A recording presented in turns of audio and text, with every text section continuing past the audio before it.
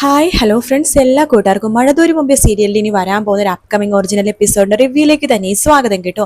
Channel ആദ്യമായിട്ട് കാണുന്നുണ്ടെങ്കിൽ ഒന്ന് സബ്സ്ക്രൈബ് ചെയ്ത് ലൈക്ക് ചെയ്ത് സപ്പോർട്ട് ചെയ്യാൻ വേണ്ടി മറക്കല്ലേ.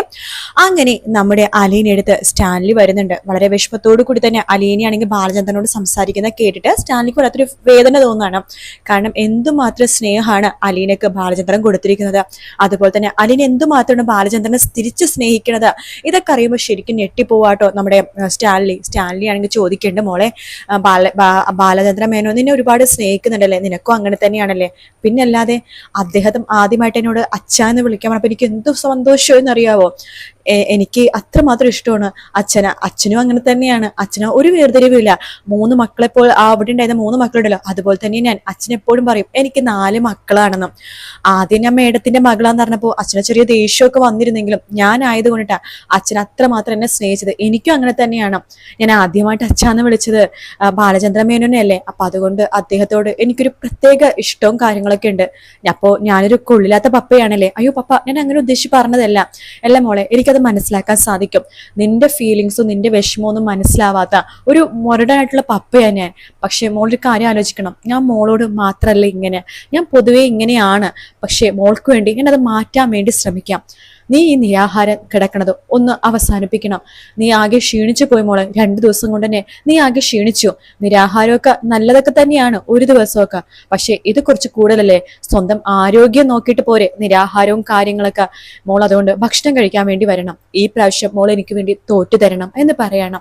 അലീന പറയുന്നുണ്ട്, ശരി, ഈ ഒരൊറ്റ പ്രാവശ്യം ഞാൻ പപ്പക്ക് വേണ്ടി തോറ്റു തരാം എന്ന് പറയണം. സ്റ്റാൻലിക്ക് ഭയങ്കര സന്തോഷമാവാട്ടോ. അങ്ങനെ അലീനയും കൂട്ടിക്കൊണ്ട് സ്റ്റാൻലി ആദ്യമായിട്ട് ഡൈനിങ് ടേബിളിൽ ഇരുത്താണ്. അതിനൊക്കെ സന്തോഷമാവുണ്ട്. തന്റെ കൈ പിടിച്ച് തന്റെ തോളത്ത് പിടിച്ച് അച്ഛൻ ഇങ്ങനെ പപ്പ ഇങ്ങനെ കസേരയിൽ ഇങ്ങനെ ഇരുത്തുമ്പോൾ ശേഷം നമ്മുടെ സ്റ്റാൻലിക്ക് നന്നായിട്ട് അറിയാം അലീനക്ക് ടീസ്പൂൺ കൊണ്ട് കഴിക്കണത് ഒട്ടും ഇഷ്ടമല്ല. അലീനക്ക് കൈ വെച്ച് ഭക്ഷണങ്ങളൊക്കെ നന്നായിട്ട് എല്ലാ കറികളും എടുത്ത് അതിങ്ങനെ വായിൽ വെച്ച് കഴിക്കാനാണ് അലീനക്ക് ഏറ്റവും ഇഷ്ടമെന്ന് സ്റ്റാൻലിക്ക് നന്നായിട്ട് അറിയാം. അതുകൊണ്ട് തന്നെ സ്റ്റാൻലിയുടെ മുമ്പിൽ അലീന ടീസ്പൂണൊക്കെ എടുക്കുമ്പോൾ അത് വേണ്ട മോളെ എന്ന് പറഞ്ഞിട്ട് ആ ടീസ്പൂണൊക്കെ മാറ്റി വെപ്പിക്കുകയാണ്. ആദ്യമായിട്ട് അലീനക്ക് വേണ്ടി തോറ്റു കൊടുക്കുകയാണ് നമ്മുടെ സ്റ്റാൻലി. ഭക്ഷണം എല്ലാം തന്നെ തന്റെ കൈ കൊണ്ട് തന്നെ എല്ലാം ഉരുട്ടി നല്ല കുഴച്ച് ഉരുളപ്പരുവാക്കിയിട്ട് നമ്മുടെ അലീനക്ക് വാരി കൊടുക്കുകയാണ്. അലീനക്ക് ഭയങ്കര സന്തോഷമാവുന്നുണ്ട്. കണ്ണ് നിറയാണ്. ഇങ്ങനത്തെ ഒരു പപ്പേനെയാണ് ഞാൻ ആഗ്രഹിച്ചത് എന്ന് അലീന പറയുമ്പോഴേക്കും സ്റ്റാൻലിയുടെ മുഖത്ത് ചെറിയ ചിരിയൊക്കെ വരുന്നു കേട്ടോ. പൗലോസിനെ വിളിക്കുന്നുണ്ട്. പൗലോസേ എടോ പൗലോസേ എന്ന് പറയുമ്പോഴേക്കും പറ സാബ് എന്ന് പറയുമ്പോഴേക്കും എടോ ദേ കറിയൊന്നും ശരിക്കും പറഞ്ഞാൽ ഇന്നത്തെ കറിയൊന്നും തീരെ പോരായിരുന്നു കേട്ടോ. നല്ല രീതിയിൽ കറി വെക്കണം. പിന്നെ അലീന മോൾക്ക് ഇഷ്ടപ്പെട്ട രീതിയിൽ ഉപ്പും മുളകൊക്കെ കറക്റ്റ് ആയിട്ട് തന്നെ ചേർക്കണം. പിന്നെ തന്നോട് ഇമ്പോർട്ടൻ്റ് ഉള്ള കാര്യം എനിക്ക് പറയാനുണ്ട് എന്ന് പറയാണ്. എന്താ സാബ് എന്ന് ചോദിക്കുമ്പോൾ ദേ അലീനക്ക് ഇഷ്ടപ്പെടാത്ത രീതിയിൽ ഇവിടെ ആരും പെരുമാറുന്നത് ഞാൻ സമ്മതിക്കില്ല, മനസ്സിലായോ? പൗലോസിനാകെ ഒരു ബുദ്ധിമുട്ട് തോന്നുക കേട്ടോ. അലീന ഒരു ജയിച്ച പോലെ ഇങ്ങനെ നിൽക്കുന്നുണ്ട്. കാരണം തന്റെ പപ്പ തനിക്ക് വേണ്ടി സപ്പോർട്ട് ചെയ്ത് പൗലോസ് തന്നെ എത്രമാത്രം അപമാനിക്കാൻ വേണ്ടി ശ്രമിച്ചു. അതിനൊക്കെ തിരിച്ചൊരു മറുപടി പപ്പ കൊടുത്തല്ലോ. അതിനൊരു സന്തോഷം അലീനക്ക് നന്നായിട്ടുണ്ട്. പൗലോസിനോട് പറഞ്ഞിട്ട് ഞാൻ പറഞ്ഞത് നിനക്ക് മനസ്സിലായില്ലേടാ? മനസ്സിലായി സാബ്. അതായത് അലീന പറയുന്ന രീതിയിൽ മാത്രം അടുക്കള ഇനി ചലിക്കാൻ പാടുള്ളൂ. അവള് പണിയൊന്നും എടുക്കില്ല, പക്ഷെ നിങ്ങളടുത്ത് പറയും അങ്ങനെ ചെയ് ഇങ്ങനെ ചെയ്, അതുപോലെ ചെയ്തിരിക്കണം.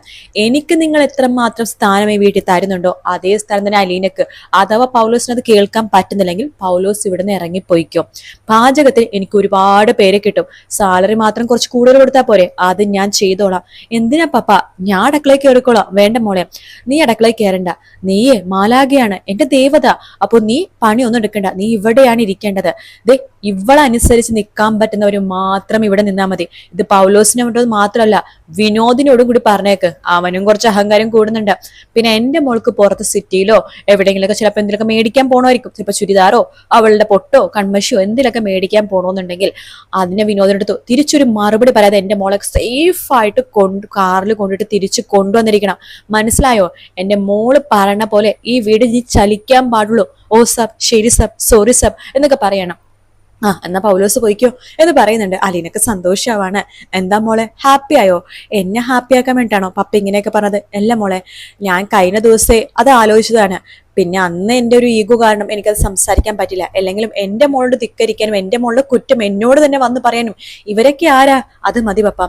കാരണം ഒന്നും ദൂർത്തടിച്ച് കളയാൻ പാടില്ല പപ്പ. ഇതുപോലും കിട്ടാത്ത ഒരുപാട് പേരുണ്ട് പപ്പ. അത് സാധാരണക്കാരിലേക്ക് ഇറങ്ങിപ്പോയാലേ മനസ്സിലാക്കാൻ സാധിക്കുള്ളൂ. എനിക്ക് മനസ്സിലാവും മോളെ എന്ന് സ്റ്റാൻലിയും പറയുന്നുണ്ട്. പൗലോസിനാണെങ്കിൽ ശരിക്കും കുരു പൊട്ടി കേട്ടോ. നേരെ അടുക്കളയിലേക്ക് പോവാണ്. വിനോദ് വരുന്നുണ്ട്. എന്തിനാണ് സാബ് വിളിച്ചത്? ഓ, ഒന്നും പറയണ്ട. ഇവിടെ മര്യാദക്ക് നിൽക്കാൻ പറ്റും. അലീനയൊക്കെ പറയുന്നത് കേട്ട്, മേഡം പറഞ്ഞത് കേട്ട് മര്യാദക്ക് നിൽക്കാൻ പറ്റുമെങ്കിൽ മാത്രം നിന്നാ മതി എന്നാ പറഞ്ഞത്. നിന്നോടും കൂടി പറയാൻ പറഞ്ഞു. അല്ലെങ്കിൽ ജോലി മതിയാക്കി പോവാൻ വേറെ ആളുകളെ കിട്ടുമെന്ന്. നമ്മൾ ഇവിടുന്ന് പോയാലും വേറെ ജോലി കിട്ടുമെന്നൊക്കെ നമ്മൾ പറയുന്നുണ്ടെങ്കിലും ഇതുപോലത്തെ സാലറി നമുക്ക് എവിടെയെങ്കിലും കിട്ടും. അത് ശരിയാണ്. അതുകൊണ്ട് ആ അലീനെ കുറിച്ച് പറഞ്ഞത് കേൾക്കണതാ നല്ലത്. പിന്നെ അതിനെ അലീന അലീന എന്ന് മുതൽ വിളിക്കണ്ട. അതിനെ സാബിന്റെ മോളാ. അപ്പൊ അതുകൊണ്ട് മേം സാബെന്നോ അങ്ങനെ വലുതും വേണം വിളിക്കാനെന്നാ സാബ് പറഞ്ഞിരിക്കണത്. ഓ, അങ്ങനെ തന്നെ ആയിക്കോട്ടെ. അവസാനം അങ്ങനെ തന്നെ ആയല്ലേ? അതെ. പിന്നെ ആ വേലക്കാരത്തെ പെണ്ണെ കൊടുത്തയക്കണതൊക്കെ അത് ബാക്കി വരുന്ന ഫുഡ് നല്ലതാണെങ്കിൽ കുറച്ചെന്തെങ്കിലും കൊടുത്തയച്ചാൽ മതി. മീനൊക്കെ കൃത്യമായിട്ട് വേണം ഒരു വെട്ടാനായിട്ട്.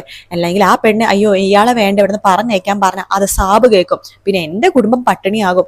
അത് ശരിയാ. എന്നാ അവള് പറഞ്ഞ പോലെ തന്നെ കേൾക്കാം എന്ന് പറയണം. ആ ശരിയെന്ന് പറഞ്ഞിട്ട് അങ്ങനെ പൗലോസും വിനോദും തോറ്റു കൊടുക്കുകയാണ്. പിന്നെ അലീനൊക്കെ അപ്പൊ ഭയങ്കര സന്തോഷമൊക്കെ ആവുന്നു കേട്ടോ. അപ്പൊ ആ കാര്യങ്ങളൊക്കെ അവിടെ നടക്കുന്ന സമയത്ത് മനു ആണെങ്കിൽ അലീനെ ഫോൺ വിളിക്കുന്നുണ്ട്. അലീനെ അടുത്ത് പറയണ്ടേ, പപ്പേനെയും വല്യപ്പച്ചനെയൊക്കെ കിട്ടിയപ്പോ നീ എന്നെ മറന്നു അല്ലേ എന്ന് പറയുമ്പോഴേക്കും അലീന പറഞ്ഞ അത് കൊള്ളാം. ഞാൻ വിചാരിച്ചത് നേരെ തിരിച്ചാണ്.